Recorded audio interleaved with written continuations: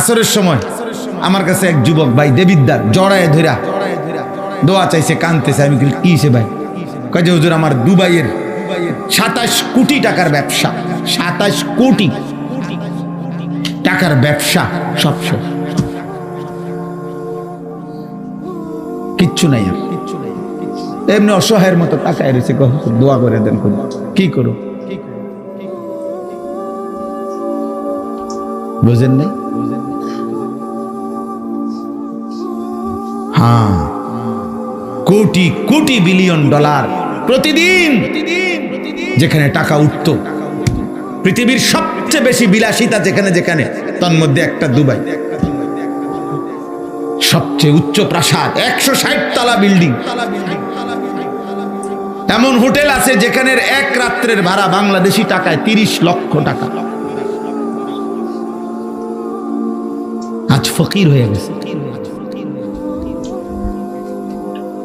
হ্যাঁ, এক মাসে ঠান্ডা, সারা পৃথিবীর পর্যটক সব চলে গেছে।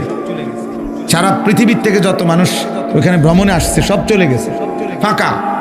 এখন শত শত হাজার হাজার তাদের তো তেল ছাড়া, নিরাপত্তা ছাড়া মানুষ থাকবে কেন, চলবে কেন? একটা বললাম আর কি, উদাহরণস্বরূপ। এই প্রতিটা ফিলিং স্টেশনে তেলের জন্য মানুষের লাইন, চারিদিকে বিপদের সাইরেন, চারিদিকে যেন বিপদের সাইরেন।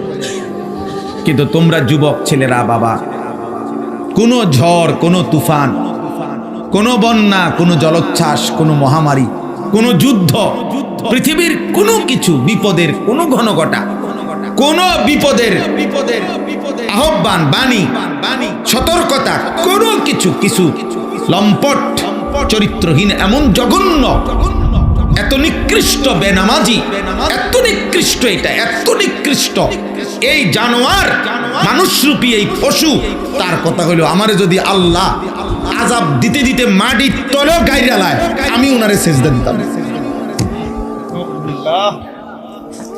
সাফ কথা, দিতাম না যে দিতাবে না।